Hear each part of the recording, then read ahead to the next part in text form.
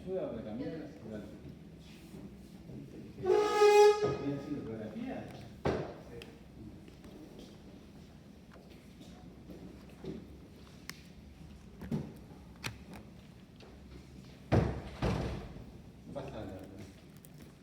Bueno, vamos a hablar un poquito de vasculitis retinal.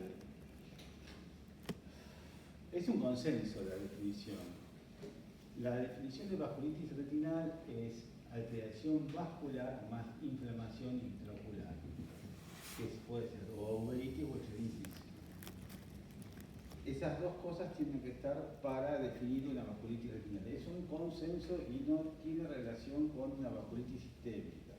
Puede asociarse o no, pero el consenso es uveitis más alteración vascular. Pasalo, por favor. ¿Qué tipo de alteración vascular podemos tener? En el fondo del ojo, envainamiento vascular, que es cuando vemos un infiltrado alrededor de los vasos. Eso es envainamiento vascular. Ese infiltrado es algodonoso. A veces cuando ven una fibrosis, eso es otra cosa, eso es esclerosis vascular. Y en la RFG podemos ver dos cosas: oclusión vascular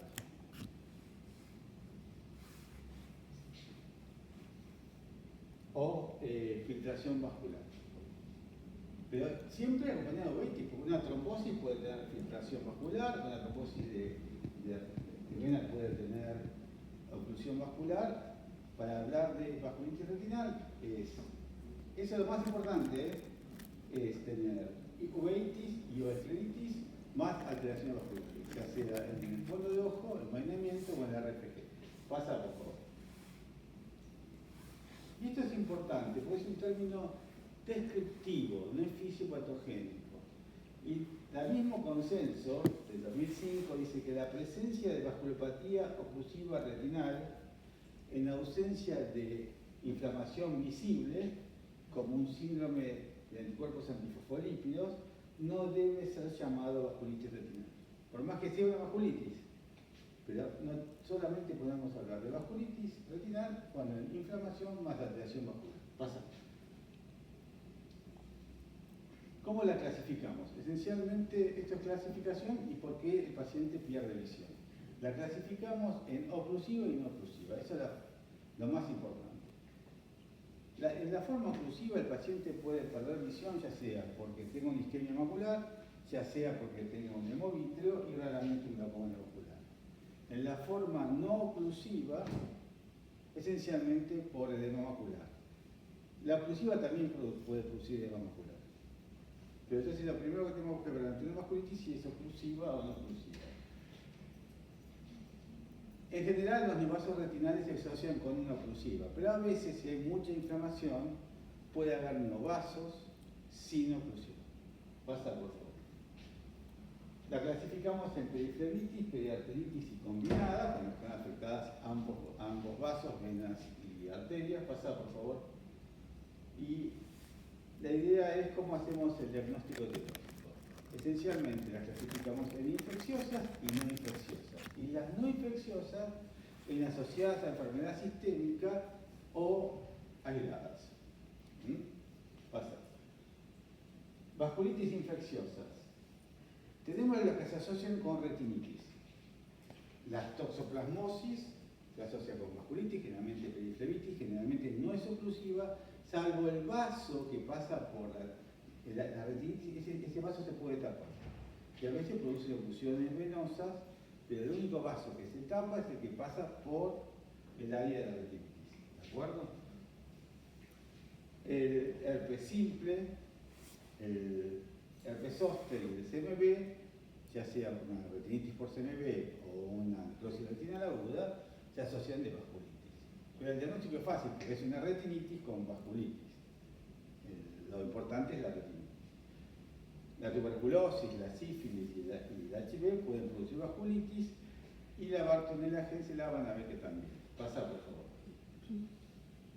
Esto es importante. Esto es una idiosincrasia herpética. la idiosinclitis herpética o cualquier idiosinclitis muy importante a veces pueden producir una vasculitis reaccional leve, no oclusiva, y no ser, en este caso, una necrosis retinal aguda, es una vasculitis asociada a la idiosinclitis. Es un tema importante, es decir, no toda vasculitis asociada a herpes es necrosis retinal aguda. Una idiosinclitis o una uveitis antiherpética importante puede producir una periflemitis con desmayamiento vascular. Pasá, por favor. Acá tenemos otro caso, una uveitis granulomatosa con una vasculitis, vemos más en la foto, pero acá se ve envainamiento vascular. Miren, acá, pasá por la que sigue. Acá vemos la filtración vascular. Fíjense, es normal que cuando hacemos el RFT de campo amplio, que es el arma fundamental que tenemos que pedir para un paciente con vasculitis, es normal que en la periferia pueda dar a veces en pacientes normales ligera filtración. Acá la vasculitis se ve acá, pasar por favor, y fíjense, después de un tiempo apareció la característica típica de una uveitis antiherpética, que especialmente es la atrofia y la discoria. Pasa, por favor. Acá vemos un paciente con una toxoplasmosis, ven que tiene vasculitis, generalmente puede ser difusa, por ejemplo, miren acá. En este caso no es una vasculitis oclusiva, pero como les dije, este vaso, a veces, solamente este vaso se puede tapar. Y hemos visto soluciones de rama, a veces con neovascularización y hemorragia. Pasar. En el caso de tuberculosis, solamente está indicado, este es un consenso del año 2021, y nos dice cuándo hay que tratar con medicación antituberculosa una uveitis. En el caso de vasculitis retinal, solamente cuando hay cicatriz en la tomografía o en... Obviamente, si el paciente tiene una tuberculosis activa, se trata. El tema es cuando no tiene una tuberculosis activa. Si tiene cicatrices en la placa de tórax o la tomografía, siempre es más sensible la tomografía, asociada a una PPD o a un IGRA positivo, si está en zona endémica, la tenemos que tratar. Si no, no hace falta. Pasar, por favor. Esta es una enfermedad de arañazo de gato. Lo más típico es la neuroretinitis, pero también puede producir oclusiones arteriales, colitis multifocal y a veces pequeñas áreas de retinitis. Pasar, por favor. Ahora vamos a vasculitis retinales asociadas a enfermedades. ¿Vamos bien hasta ahora? Es fácil, ¿no? Yo sistematicé todo esto para hacer el diagnóstico que hacemos frente a una vasculitis y encontrar el diagnóstico. Vasculitis retinales asociadas a enfermedades sistémicas inflamatorias. Las más importantes son la sarcoidosis y el Behçet. Uveitis asociadas a HLA-B27, y sí, si tenemos una idiosinclitis muy importante, puede producir, por el exceso de interleuquinas, puede producir una periflemitis reactiva. La esclerosis múltiple. Le hablo en número redondo, esto es para que se acuerden, no es exactamente igual.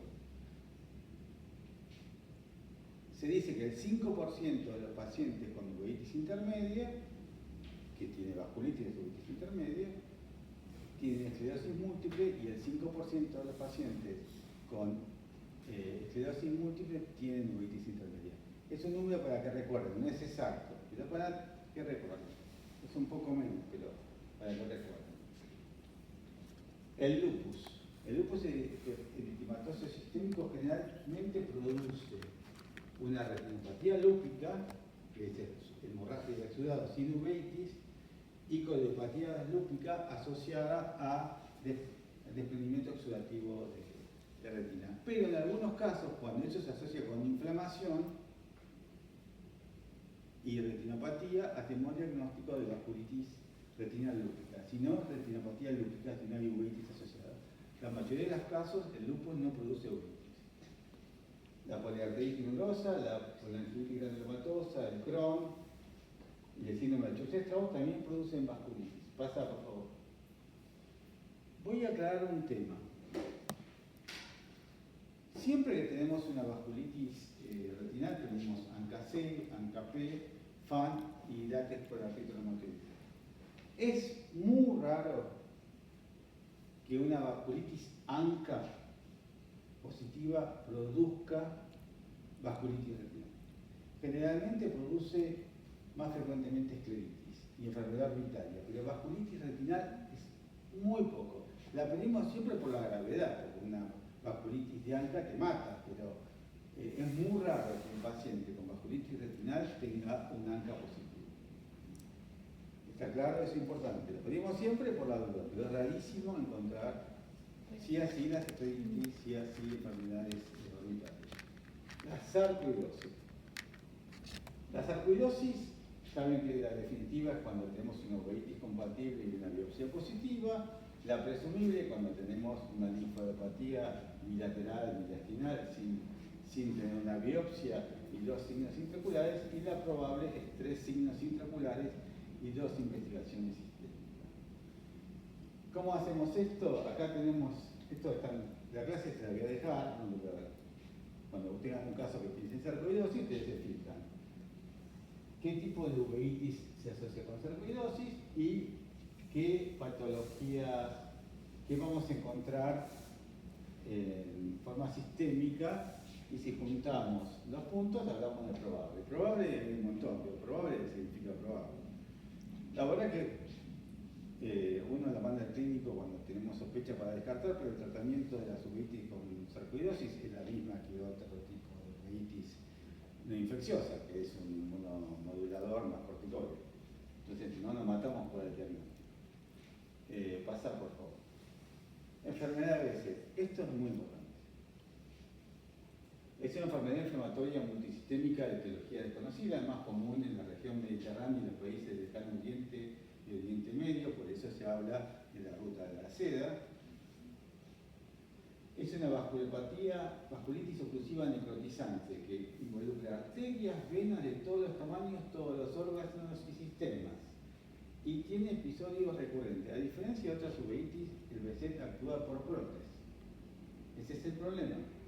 Uno tiene una uveitis de otro tipo, una voz coronaria arada, le bajaste el corticoide un poquito, se inflamó, le tuviste el corticoide, le das otra medicación y lo vas manejando así. Acá no, acá te hacen un brote.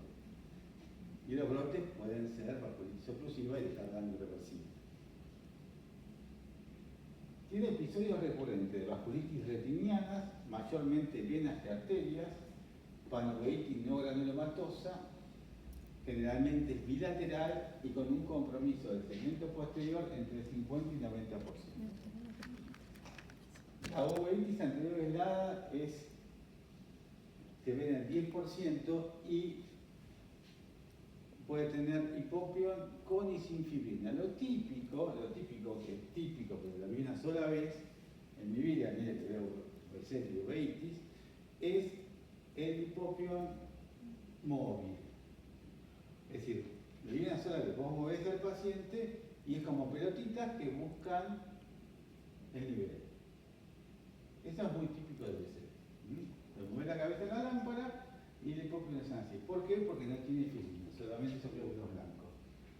Generalmente el hipopión común es como una plasticola con fibrina y células.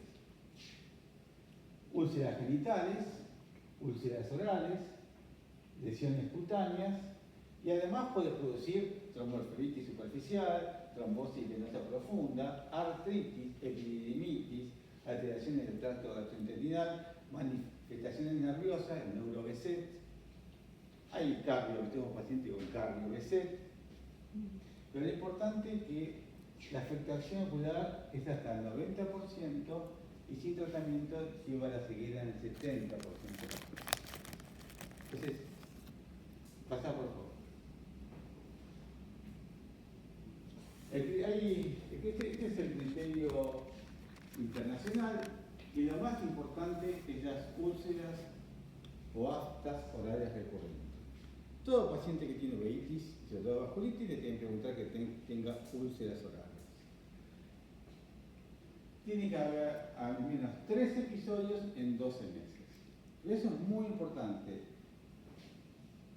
Que tenga una úlceras orales no significa que tenga BSET, pero prácticamente no existe BSET sin úlceras orales. ¿Entiende?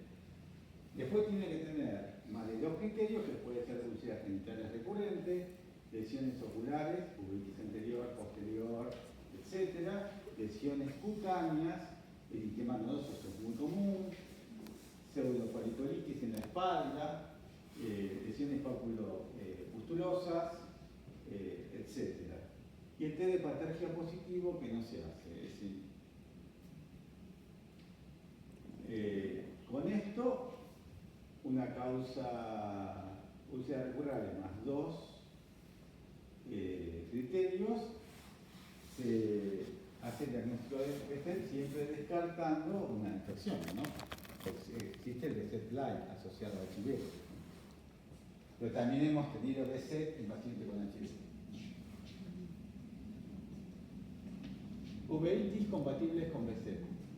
Uveitis anterior, anterior e intermedia, posterior con vasculitis retinal y produce retinitis, que es una causa de retinitis multifocal no infecciosa.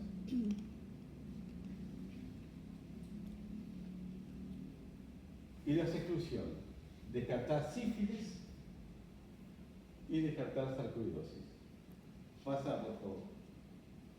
Bueno, esta es una mujer de 28 años que hacía un año que veía mal. Y nadie le preguntó si tenía úlceras orales. Y hacer el diagnóstico de un paciente con vasculitis retinal, viene al consultorio y le pregunta si tiene úlceras orales, es casi seguro que es un BSET. Tenía huella visual de 0,05, es decir, media décima y una décima en el ojo derecho. Pasa, por favor, segmento anterior normal, y van a ver que tenía unas pequeñas áreas de retinitis, vitreitis, escasa periferitis, y ahí vemos la úlcera oral. Ya el diagnóstico se hizo en el momento. Pasa, por favor. Fíjense el tema. 8 meses antes tenía ambas máculas normales. Cuando me llega a mí ya tiene una pérdida de retina interna. Eso significa una isquemia. Esta isquemia puede ser producto de una vasculitis oclusiva, una obstrucción de rama venosa oclusiva o una obstrucción de arteria retinal. Cualquier lesión que nos quite retina interna generalmente es oclusiva. En este caso tiene una alteración del epitelio pigmentario, pero dicen que el BSET no deja secuela visible, porque como afecta a la retina interna, uno no ve generalmente una lesión del epitelio pigmentario, que son las que realmente no ve. Esto lo ve con la ausencia. Bueno, esta chica está tratada con Humira, corticoides y un inmunomodulador. Pasada, por favor. Este es un paciente masculino de 22 años. Fíjense, con BSET también, la isquemia retinal. Todas son oclusivas, Y acá otra vez esta pérdida de capas internas, que es un signo de isquemia. No se van a olvidar más de eso. Pasá, por favor. Este es un paciente de 24 años con BSET, úlceras bucales. Fíjense la proliferación vascular que tiene. Fíjense el edema macular cistoideo que se ve en la RFG. Acá se ve bien la proliferación. Pasa, por favor. Y esta es la retinitis que le digo multifocal. Este paciente la vi un viernes, estaba perfecto, el lunes me vino así. Es explosivo. Y tenemos retinitis y tenemos esa especie de pseudipopión en la cavidad vitrea. En 3 días, pasa, por favor. Bueno, esto es tratado con anti-TNF. La verdad que el anti-TNF nos cambió la historia. Este fue con infliximab. Después empezamos a usar un libro, ¿no? Pasa, por favor. Miren cómo quedó. Antes de los anti-TNF era una lucha. Te damos ciclofosfamida, era una lucha. Después el anti-TNF nos cambió la historia. Pasa, por favor. Este es un médico de 35 años que me mandó la foto de la úlcera afectada de él, eritema nodoso, esto duele, ¿lo ven? Y tenía una pequeña retinitis, también tratado con, en este caso, miclofenolato, adalimumab y corticoides. Pasa, por favor. Anda bárbaro, quedó con una pequeña membrana epirretinal con la huella visual de 10 décimos. Pasa, por favor. Y ahora vamos a hablar de las no infecciosas aisladas, que pueden ser oclusivas y no oclusivas. Dentro de la oclusiva tenemos la enfermedad de IRS PPD negativa. ¿Por qué eso? Porque la enfermedad de IRS puede tener PPD positiva, entonces entra dentro de las infecciosas, dentro de esta clasificación. Mientras si es PPD negativa, entra dentro de la infecciosa. Y hay raros casos que hay idiopática arterial. Después habrá que tenemos un caso que es principalmente arterial. Y la idiopática no oclusiva, la uveitis intermedia idiopática, porque si está asociada a esclerosis múltiple o otra cosa, ya es asociada a enfermedad sistémica. La vasculitis retinal idiopática, aneurismas y neuroretinitis, que es el IRVAN, y la vasculitis asociada a la enfermedad de Virchow. Pasa, por favor. Enfermedad de esta es muy común y es quizás la causa más frecuente de hemovitrio en jóvenes no diabéticos. Es una periferitis oclusiva que afecta a media periferia retinal, produce neovasos, hemovitrios recurrentes, 80% bilateral y se dan varones en 20 a 1. Se habla de una hipersensibilidad a la tuberculina, por eso si es PPD positiva entra de la infecciosa, si es PPD negativa entra dentro de idiopática. Este es un chico, este es de Centro de Palomar, que vino con hemovitrio bilateral y hicimos el diagnóstico de enfermedad de IRS. Pasa, por favor. Hicimos triamcinolona sustenoniana, argón, láser y antiangiogénico y está con 10 décimos. Miren que el diagnóstico se hizo con el otro ojo. Este es un paciente joven, de 26 años, que viene con hemovitrio del ojo izquierdo. Este ojo se veía hemovitrio y acá tenemos snowballs. Por lo tanto, hicimos diagnóstico de uveitis intermedia idiopática, en un lado con la vasculitis oclusiva y en otro lado solamente con snowballs. Pasa, por favor. Tenía edema macular, te ven los neovasos en la RFG. Bueno, le hicimos, pasa por favor, láser, antiangiogénico y triamcinolona, ahora está con sin edema. Fíjense, esta foto muy buena, que es un banco de nido. Típica de la uveitis intermedia, se ha fibrosado, pasa por favor.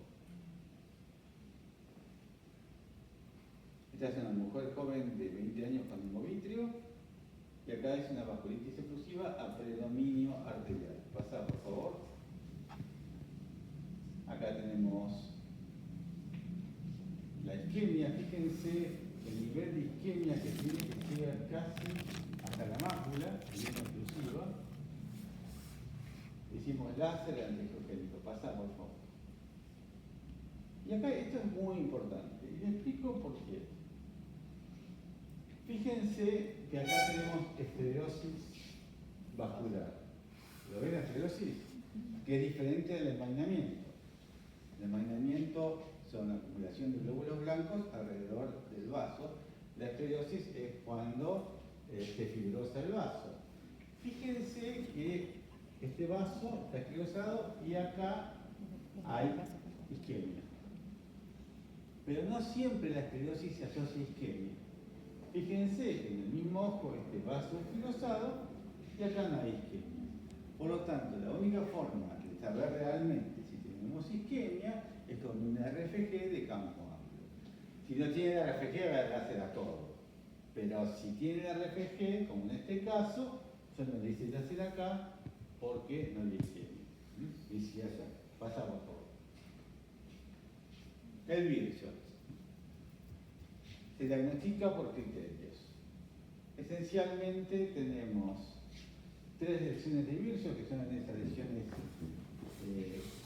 color cremita, de forma elongada o regular, que se irradia en el nervio óptico. Y algo importante,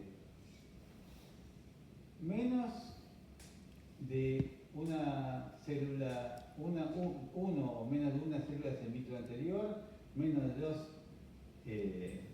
cruces de vitreitis,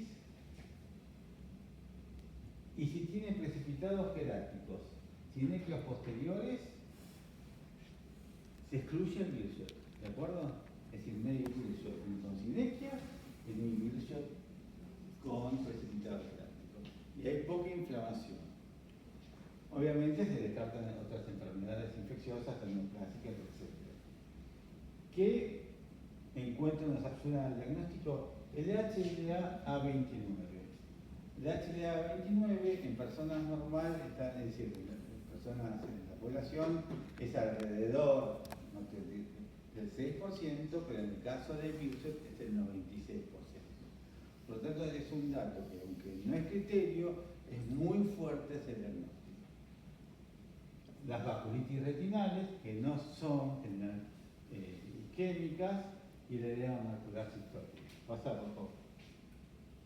Y acá tenemos un Birdshot típico, con algunos más que 3 lesiones. Pasa, por favor.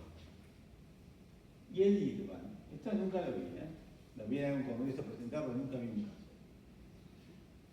Y ligera predominancia femenina, no hay predilección de raza, afecta principalmente a personas jóvenes o de mediana edad, puede tener un número variable de células en la cámara anterior y el vitrio, puede no tenerlo, ¿no? Puede ser unilateral y tiene exudación lipídica peripapilar. Le llaman neuroretinitis por esos exudados duros alrededor del nervio, pero no es una verdadera neuroretinitis porque lo que pasa son que los aneurismas que están dentro del nervio óptico exudan lípidos. Entonces no es una verdadera neuroretinitis. Se trata con láser. Pasa, por favor. Bueno, y ahora para terminar, vamos a ver cómo manejamos una vasculitis para hacer diagnóstico. El tratamiento depende de lo que tenga el paciente, obviamente. Siempre RFG de campo amplio y RG color. La RG color, como una vez generalmente se publica o se presenta, también tenemos una foto para control. La OCT y una radiografía de tórax o tomografía de tórax. Para diagnóstico de tuberculosis es más sensible la tomografía y para la sarcoidosis también. Pero uno, según la sospecha, pide una tomografía de tórax o una radiografía. Ecografía ocular, cuando tenemos un hemovitro, una vitrit que nos vemos en el fondo del ojo, y también es muy importante para descartar escleritis posterior.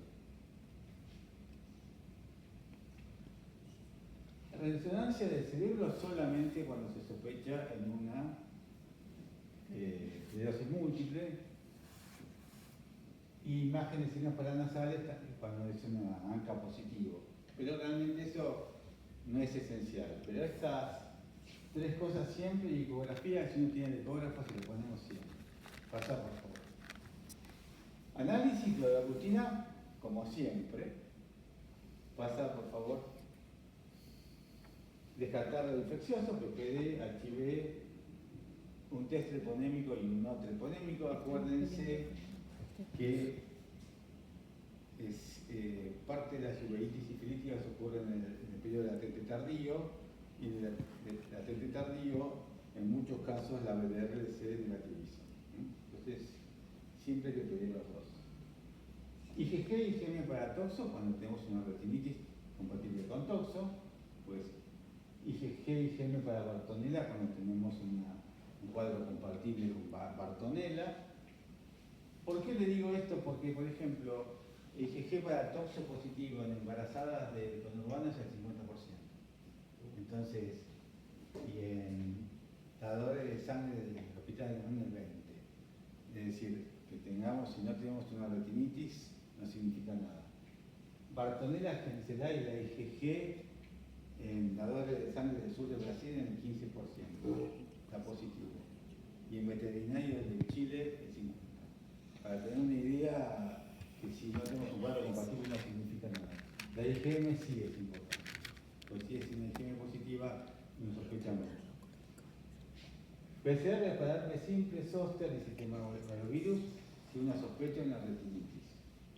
Que uno no sabe si es una toxo, si es un herpes, ahí le hacemos una PCR del cámara anterior. Serología para virus C y serología para hepatitis B. Esto no se pide porque produzcan vasculitis, sino que como son pacientes que probablemente lo inmunosuprimimos, queremos que tenga todo para no perder tiempo. Pasa, por favor.